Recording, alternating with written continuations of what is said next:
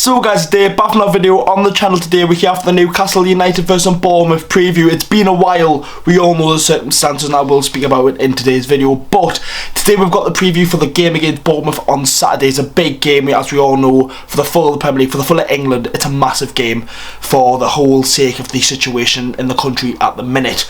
A lot of stuff's getting led on the football and whatnot, but I'll explain my stuff before I start the video. But make sure to leave a like, boys, subscribe to the channel if you haven't already. It would mean a lot if you could do so. Let's get into the video now, boys. Let's speak about Bournemouth and the whole situation, about the channel and everything. Let's get into it quickly. So as we all know, all football fixtures got postponed last weekend. So our game versus West Ham got postponed. Every single game did, because of the passing of the Queen. Terrible news for the country and whatnot, where people are like chatting shit about the Queen and basically just taking the piss out of her death. I think it's really disrespectful, I really do. But there's fucking idiots in the country, there really is. But you've got to just forget about them and move on. But Bournemouth on Saturday now, I think it was a blessing in disguise for Newcastle. That game did get postponed for many reasons, but we got to speak about Bournemouth first. So as we all know, Bournemouth had a really weird season. We'll go through the start of the season, because I think this is really bad. As we all know, Scott Parker got sacked after 4 matches.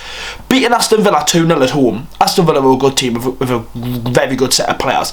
Getting beat 4-0 to City at the Etihad. Newcastle got beat 5-0 there last season. 3-0 to Arsenal, when they were absolutely flying at that point. Drew 2-2 to Norwich on penalties and then beat them. No, 2-2 in the game, then beat them on penalties. Then obviously got beat 9-0 at Liverpool. If Scott Parker gets sacked after getting beat 9-0 against Liverpool, why wasn't Hasenhüttl sacked? I think it's really harsh.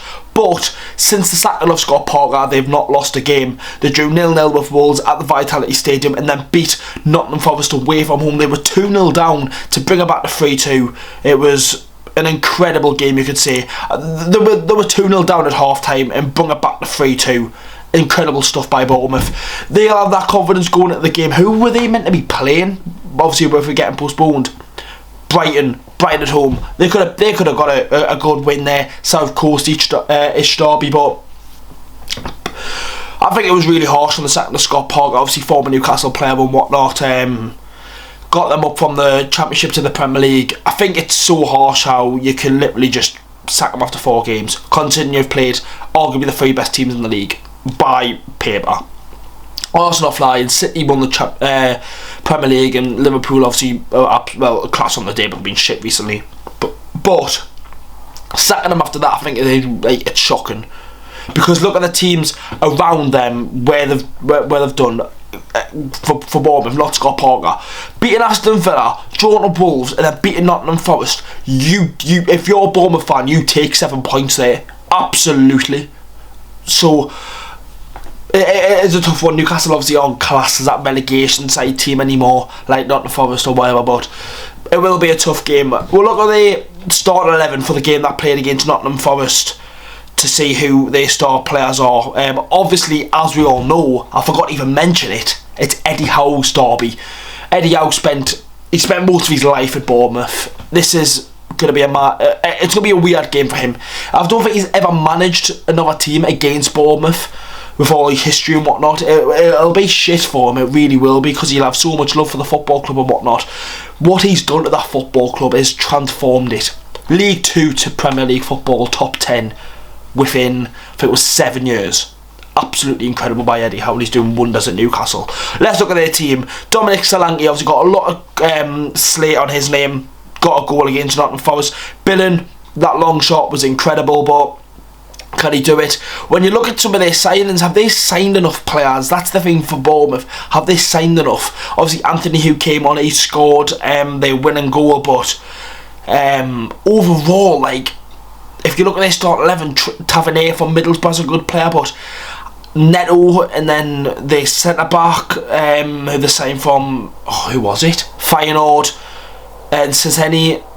Neto obviously from Barcelona, I think it was a free transfer, but you look at some of them players and you look at that and think Bournemouth had to do more. But I think after this game, if Bournemouth get a point or 3 points against Newcastle, you can judge Bournemouth and go, right, they're going to have a good season this season, just from the sake of the start of the season. Getting beaten Man City, Liverpool and Arsenal, Newcastle do it every season. We've done it last season, we still finished fucking 10th, no, 11th, 12th, still finished very, very good.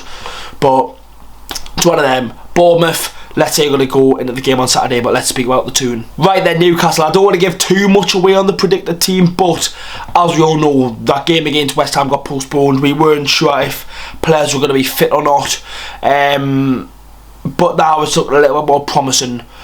This is a scary one, I'm just going to say it now. From the training photos released, I think it was on the Wednesday or Tuesday, no Maxi, no Almiron, no Bruno, and no Wilson. Which, it's only Tuesday or Wednesday when them photos got released. We've got until Saturday, right? They might be doing stuff that's not getting photos taken. They might be doing a bit of light work and getting built into the proper training soon, but we need them players back. Bournemouth or not, we need our best team playing in every Premier League game.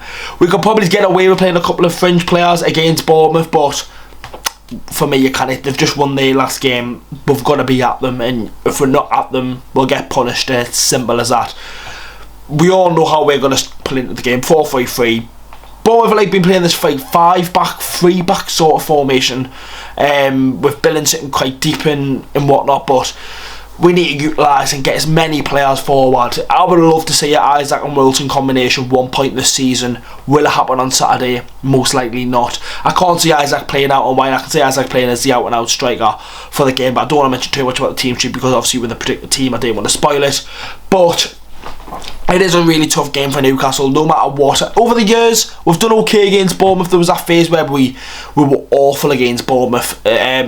We just couldn't get a win against them at home. But from the top of my head, the last 2 games at home against Bournemouth, we beat them away last season 4-1. I mean, the last time we played them, it was a 4-1 win.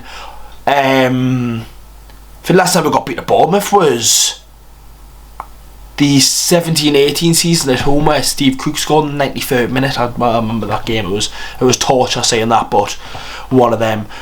Hopefully we can keep this good run of going against Bournemouth and get a win and hopefully get a couple of goals.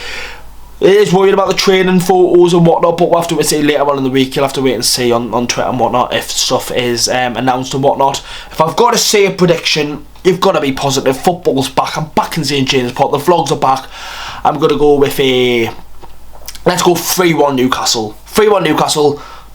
That's it, boys. That's prediction. That's the end of the preview. Make sure to leave a like, boys. Subscribe to the channel if you haven't already. It would mean a lot if you could do so. Let's get in this game on Saturday, and hopefully Newcastle United can make it 3 points and get a win. Because we only won Bournemouth have won more games than us this season, and it's scary when you put it like that. So we do need a win.